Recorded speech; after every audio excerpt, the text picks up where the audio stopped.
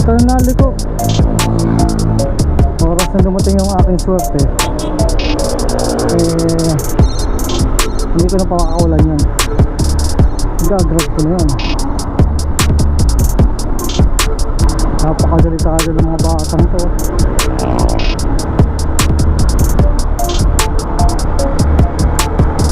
Sabit. Pinagsiksikan talaga ng driver eh.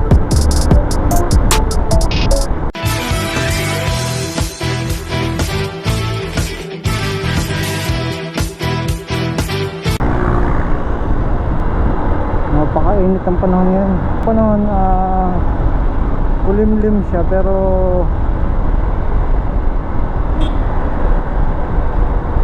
yung init niya talagang para ka na sa gitna ng desert to. Although kalalabas lang namin dahil papunta kami Nasugbu ngayon, pero hindi pa kami nakakalayo ay para na kaming ginagawang tinapa. Ako na yan, tulok na siya ate, kaya kailangan talaga ngayon uminom ng tubig.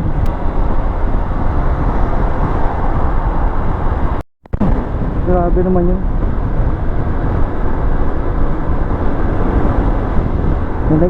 Buong may kapata nilagay na sa mukha.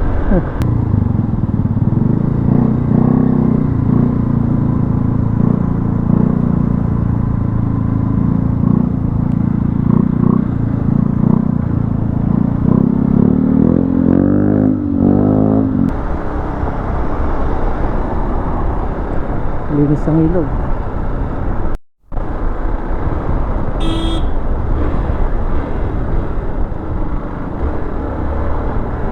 Atang basta naliko.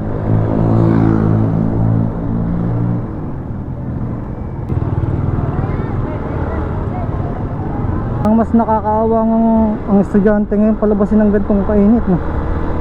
Kasi ang iba dito sa Nasugbu, ang iba half day, alas 11 pinauwi na dahil nga sa panahon. Kakatalasan ng mata dito dahil maraming mamaneho dito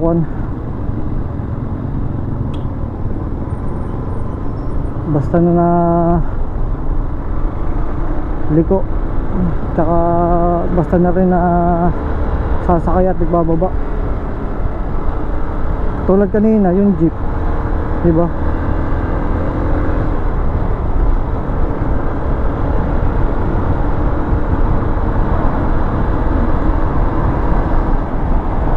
Nasa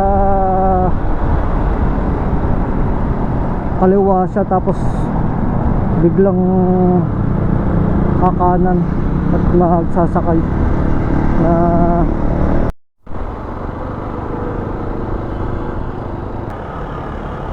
yung gear love, lumipat ng pwesto.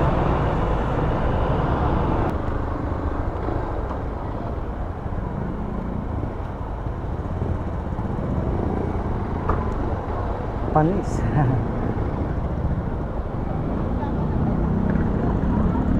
Naka 180 na ako sa tabi. Ay na at magpapalamig.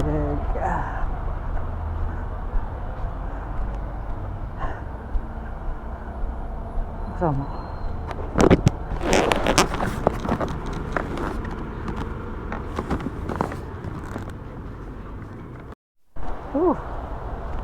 lamig tapos init, ayos. Pakawal mga motor nere. Lamig ang helmet ko eh.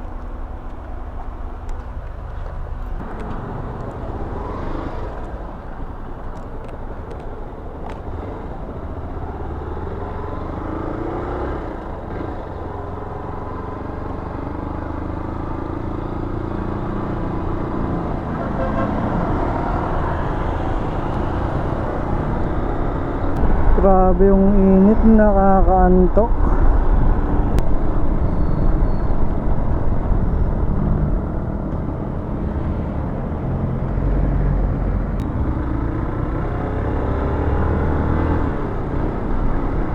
Napanood nyo ba yung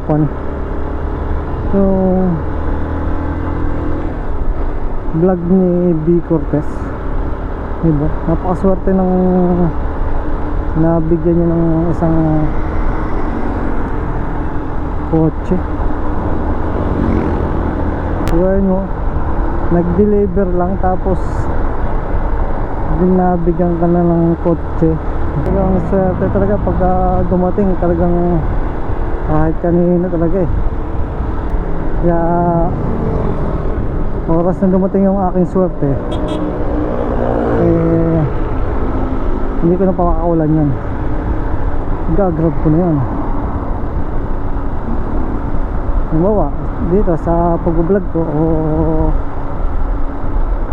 saan man, aspeto ng dumating yung pagiging maswerte ko ay talagang siyempre pabalikan natin yung mga taong nagtiwala at tumulong sa atin. Napakadelikado ng mga batang to.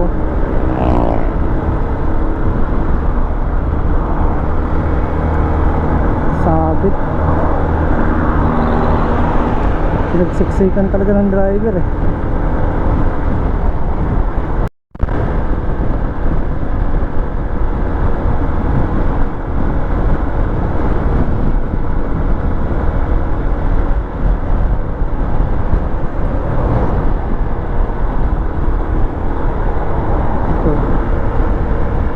Wala pa yung kahapon, no accidenting yun.